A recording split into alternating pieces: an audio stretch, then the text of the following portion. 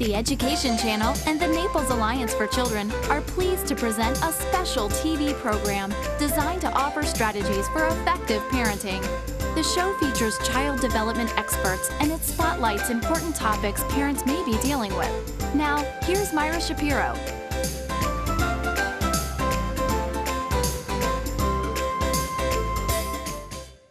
Naples Alliance for Children presents Early Childhood Education Programs in Collier County.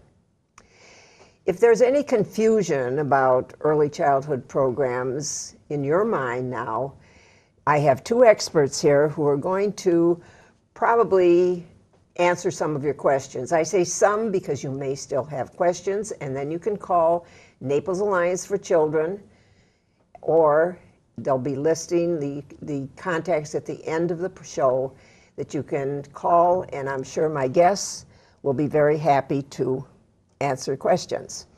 My guests today are Marie Liebensohn Morales, who is with, and I'm reading this because they both have very long titles, Pre-K Coordinator for the District School Board of Collier County.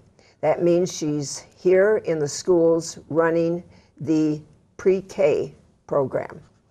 And also Susan Block, who's the Chief Executive Officer of the Early Learning Coalition of Southwest Florida. And I'm going to probably start with Susan, just to have Susan, if you could tell us just what is the Early Learning Coalition of Southwest Florida? Good morning, Myra. The Early Learning Coalition of Southwest Florida is one of 30 early learning coalitions that were designed by the state legislature to oversee child care programs, and more recently the voluntary pre-kindergarten programs. We're also set up to have a local presence in the community. So, for example, we work with the Collier School District on their early learning programs. And again, at the end of the show, we will have all the contacts. They have a website. You can go to them for further information. I think maybe we should just, in this part of the show, start in and just try to define what early childhood education is and what programs are under it. Because names have changed. I was educated with nursery school, which is no more. So if we could, Susan, can you just give us a rundown on the different types of programs that we have here in the state of Florida? Sure. We still have preschool programs, but more frequently they're referred to in the state of Florida as the voluntary pre-kindergarten program, which is a preschool program for 4-year-olds that's available for all eligible 4-year-olds. And by eligible, I mean living in the state of Florida. So to go to a VPK program here in Collier County, you would sign up to verify that the child lives in the county and will be 4 years old by September 1st. And is that guaranteed that they will get into a program? It is, and there's no charge for this program. Voluntary pre-kindergarten is free. Okay, and then what other terms are being used? What other programs are there? Well, some people will call it daycare, but those of us in the field really prefer child care. And child care is a full-day program, typically where parents are either working or they're going to school, something that makes them unable to care for their own child. And those can be programs that operate from maybe 6 in the morning till 6 in the evening. Child care programs tend to be prepared to deal with children from birth, maybe through school age, 8, 9, 10, 11, 12, after school care, before and after school care, summer care. But it takes the place of a guardian or a parent caring for that child. And some of our children who are eligible because of income or because they're at risk may qualify for what we call school readiness. That's another term that you'll hear. But that's a special program, and that's only for families who come to us by referral because they're working with DCF. It's a family safety. DCF is? Thank you. Department of Children and Families. Thank you. And perhaps they're involved in a family safety and preservation program. Other families come to us because they qualify by income. So they've got to come in and we at the coalition would verify their income, and if there's funding available, we would be able to support them for their child care. And so if they don't have the income, then they go through you, and there'll be the phone number at the end of the program, and they're referred or given the programs to contact themselves.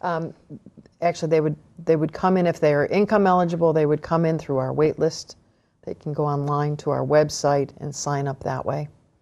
And at the point that they're coming in to be evaluated to see if they are eligible, they would come into the office. And there is a Collier number. If someone isn't good at computers and doesn't have one, they can call the Collier number. Absolutely. And get help. Absolutely. Okay.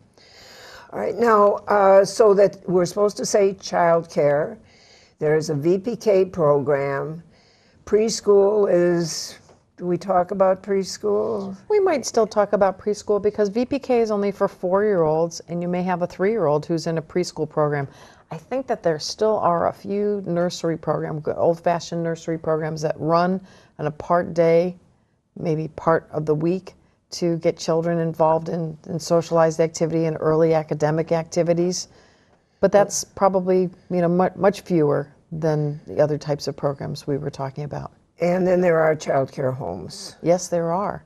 So for somebody who would prefer a home environment, we have registered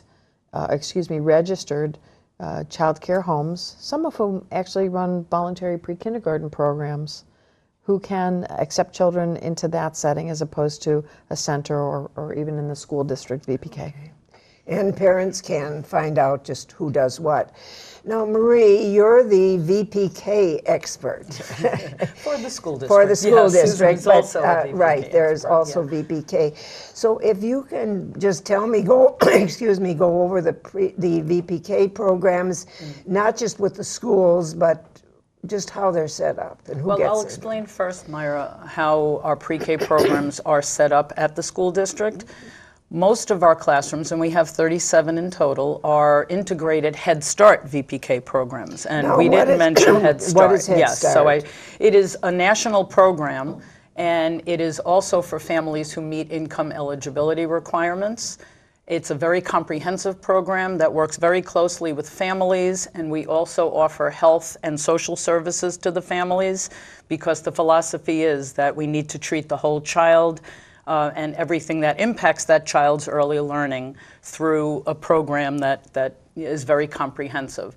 So 31 of our 37 classrooms are Head Start VPK programs. And what that means is that the children in those classrooms meet those income eligibility requirements. We have 5 VPK classrooms that run the length of the school day. And that presents a little bit of a challenge for parents that need the extended day that Susan was speaking about. And your programs at school, do those tie right in with, they go seamlessly into kindergarten? Yes, they do. We have a very seamless transition program where our pre-K teachers work closely with the kindergarten teachers so that at the end of the pre-K year, they will visit the kindergarten year and they'll share information about the children that are coming to the kindergarten teachers. Now, when are these VPK programs offered? Is it through the school year? In the back of my mind, I'm thinking it's the summertime too. Yeah, we do have a summer VPK program as well, but that's on a limited basis and not at all schools. The Head Start VPK programs operate through the school year from August till early June, and then we offer based on need, whatever child needs VPK in the summer, we offer it at particular sites in the summer as well. And what does need be? Where is a child needy to have this? Anybody who wants to send their child to get more ready for school through the summer months, that's all they need to do because they just need to be turning 4 by September 1st and come to our program in the summer. And what, just very quickly, how does the parent know if their child is needs? Are they ready for school? Okay, well, all children can benefit from a pre-K program prior to admission to kindergarten. And kindergarten readiness is a term that we hear a lot these days. And the way that is determined in our state is that within the first 30 days that the child, all children are in kindergarten, they are administered an assessment where the child is deemed ready or not ready for school based upon what the Office of Early Learning's criteria is for Give me one thing. What you get to have the assessment there. What is one thing, just to have an idea of what are they assessed for? Do they smile nice or what? It's primarily an early literacy assessment and an oral language assessment. So it is print knowledge and awareness of letter sounds at the onset of a word and that sort of skill set. And they are now, they're changing this assessment currently, and the assessment now takes place where the child sits in front of a computer and the kindergarten teacher goes over the questions with that child. Now, and getting back to Susan, she's saying VPK is doing all these assessments and everything. In the readiness programs, the other programs, are they assessing the kids? The rules for VPK are a different set of rules than the school readiness rules. So, for example, when a child enters the school readiness program, as soon as they come into the program, their child care provider would implement what's called an ages and stages questionnaire. And this is one way that we assess children that is appropriate, because we want to know that a child is developmentally on par or in the range of where they ought to be when they're entering a program. Because if not, then we have an opportunity to perhaps do some remedial types of interventions before they go to school that will help them to be better prepared when they enter kindergarten. And then we're coming to the end of our first little talk here. And to sign up for the programs, we're going to have information at the end. But when parents are confused, you folks, the two of you, would you be available to talk to parents and lead them through the steps? Or not you personally, but people in your staff? People in our organization, and I think that for any of this information, the Early Learning Coalition of Southwest Florida has a website that has quite a bit of information. The Florida Office of Early Learning website also has a lot of information. As does the school district. There is a pre-K page on our website. Now, I get a little bit concerned. I'm a techie. I love it. But I get concerned. I want to assure people that there is someone at that phone who will answer questions also without having to wait forever. In our office, you'd want to contact the child care resource and referral staff. If they call the main line and someone says, excuse me, I'd like information about a program and they're not exactly sure, our staff will guide them to the right place, including to the school district if that's the appropriate place. We do get referrals from the coalition, but they can also call the pre-K department directly. So there is that. There are numbers there. All right, great. And in the next, with my same guests, we will come back and just look at what parents should look at and what they should do as they're looking to have their child in early childhood education. We'll be back. The Naples Alliance for Children program will return.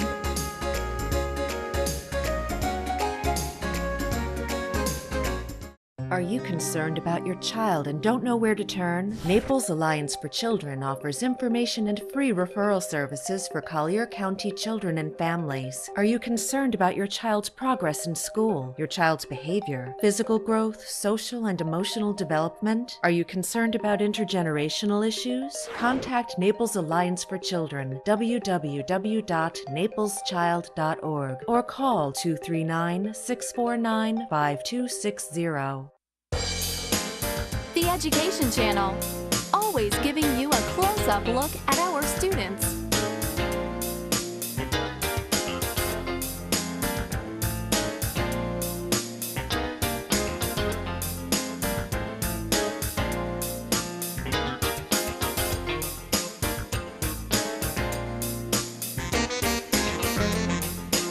The Education Channel is your window to education.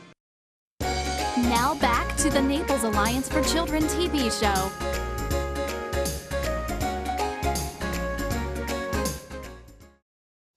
Welcome back as we look at early childhood education programs here in Collier County. My guests again are Susan Block, who's with the Early Learning Coalition, the Chief Executive Officer, and Marie Liebensohn Morales. I've known Marie too long, and she is the pre-K coordinator with the school district. We talked about the different programs during the first part of the show.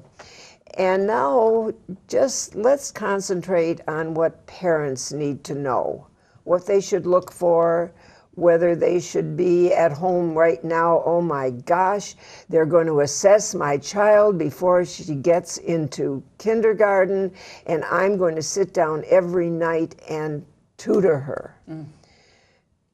Now, who wants to answer the first question? What should parents be the most important thing they should be doing? I'll start, and I'm sure Marie I'll will jump add to in. it.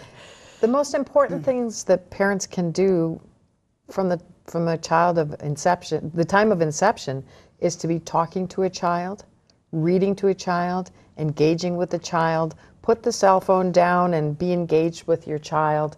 That time period before kindergarten goes really quickly, and the opportunities for children learn are largely guided by that parent and how much involvement they have. Once they get to school, it's up to the parent to be engaged on behalf of the child and with the child to make sure that that child is having a good experience. And just what are some specific things they can do? Well, first of all, in choosing a child care or VPK program, parents need to be asking good questions. They should be visiting the program. They should be talking with the teachers. They should be looking at the physical environment. You know, most of us come with a very strong impression when we meet someone or we go to a program. If a parent walks away and they don't have a good feeling about that program, they saw something that disturbed them, you don't have to be an expert to understand how your child may or may not fit into a program. And if for whatever reason you don't feel comfortable signing your child up for that program, I would follow that instinct and find another program that's better suited. And what about the accessibility to these programs? I know some have hours that the parents can come in, they make appointments. How do you feel about that? What accessibility should a parent have into the program? Well, the simple response is a parent should be able to go into a program at any time without an appointment. If a parent is first going to visit and wants to take a significant portion of time of a program director or a teacher, that might require an appointment, because you don't want to take a teacher or director away from the care or the education of the children that are currently in program for purposes that could be otherwise handled. So in other words, if a parent wants to have the big discussion as to what the curriculum is and what they do every day, make an appointment. If they want to just pop in and see what's going on without the teacher knowing, they can just walk into the They have the right program. to do that at any time, yes. And Marie, what are the things you think that Well, you mentioned a crucial term, which is curriculum. I think parents need to understand and ask of the staff exactly what the learning is that's going on in that center. And we have a term in early childhood called developmentally appropriate. And what the parents should look for is that the activities that are going on to get children ready for school and that assessment that's done in kindergarten is one that is appropriate for the children. And it's based on the fact that children learn through play and being active and doing hands-on activities, not sitting at tables and being drilled by the teachers to learn the skills that are necessary. So that's very crucial. Another crucial thing is the ratio of adults in that center, teachers to the children, because young children need more immediate attention, so therefore the number of teachers need to be in accordance with the needs of those children. So teacher-child ratio is very crucial. Well, those are good points. And now, let's just talk about the child that really is too active, won't sit down. The child that the teachers call and they say, we don't want them in our center anymore. They're disrupting all the other kids. How do you folks deal with this? One of the ways is to assess the appropriateness of the environment. If a child is being asked to sit too long, that may be contributing to his antsiness. On the other hand, if there's maybe a developmental issue that's involved that a child needs to be assessed, one of the services of the Early Learning Coalition is to send out our inclusion specialist to do some observation, and that would be done coordinated with the program and with the parent to determine why this child is having such a hard time. Sometimes we find issues that are in the child's way, and we need to figure that out on their behalf. And at the school district, it's a similar process. We have referrals. If we are sure that everything is being done appropriately for that child, and as Susan said, the child is not getting unfair or inappropriate expectations, then if the teacher sees consistent behavior that they're concerned about, they make referrals to our ESC department, which is Exceptional Student Education, and they are evaluated if necessary. And I think I'm going to give a little commercial right now for Naples Alliance for Children, in that we have, and I know Marie worked on some of our toolboxes for behavior and for emotional social development, and also for kids who have learning difficulties, so that we are available also to have some little toolboxes that you can look, get numbers, and get them. Get your kids on the right track. And I think this is, Susan, you mentioned at the beginning that even before they start any sort of formal education or in early childhood, that the parents right from the get-go should be talking to their kids and doing this. What helps, or what helps the teacher when your child is going into childcare? What do the teachers expect of the parents? Is there an expectation, or do they just... Well, involvement or engagement is an expectation, because it has to be a team approach to getting that child ready for school. So teachers welcome input from the parent about characteristics of the child, what they do at home with the child, and they really, really appreciate when the parent stays very involved with that child. They often send not homework, but activities home that, suggestions on activities, as Susan mentioned, that help get that child ready for school. They send books home. So they expect ongoing and consistent engagement from those families.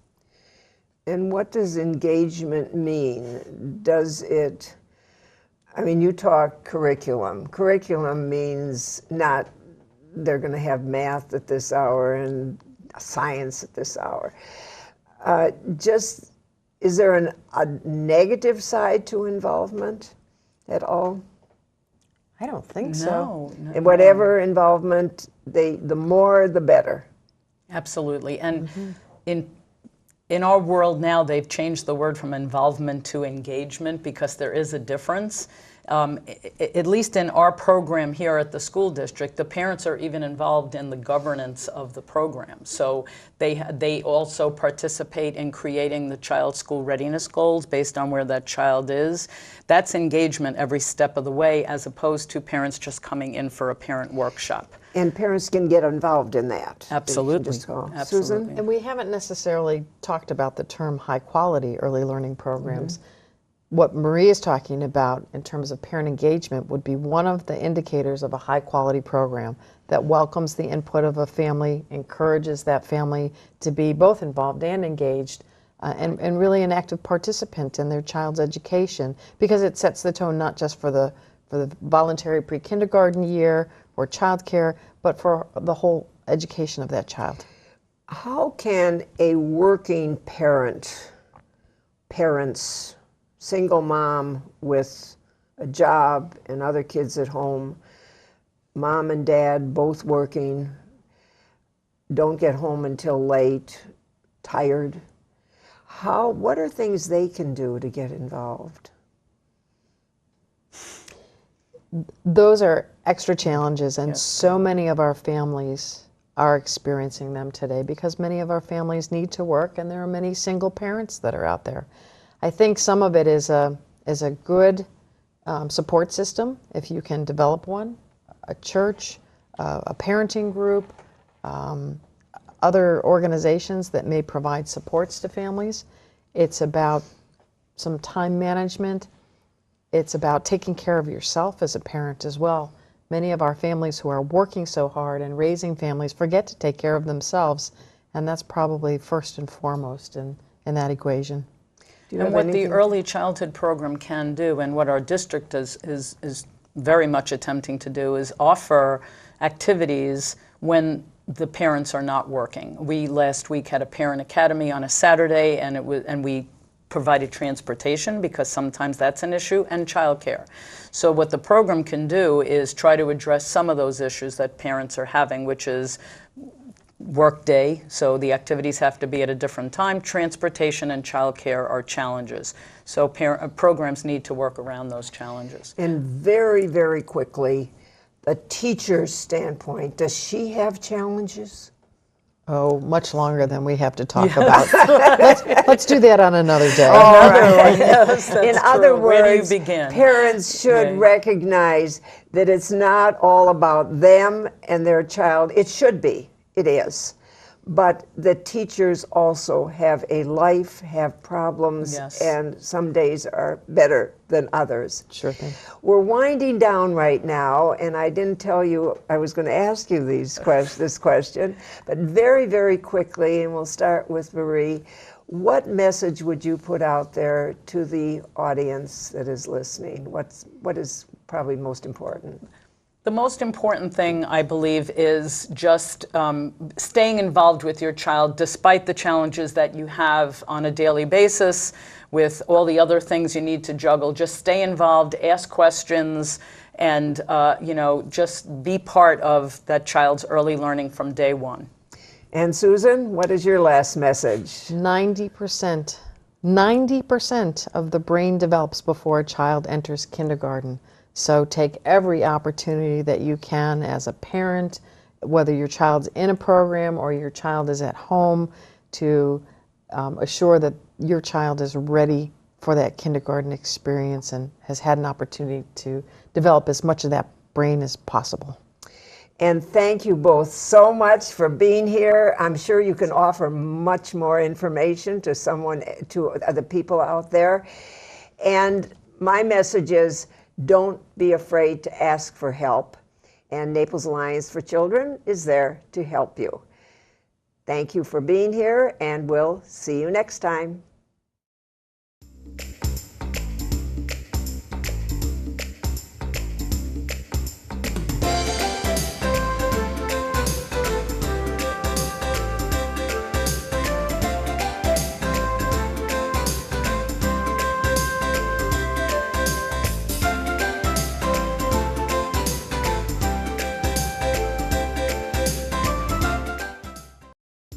Thank you for watching the Naples Alliance for Children, presented by the Education Channel. If you have questions or comments for the show, please call 649-5260 or visit napleschechild.org.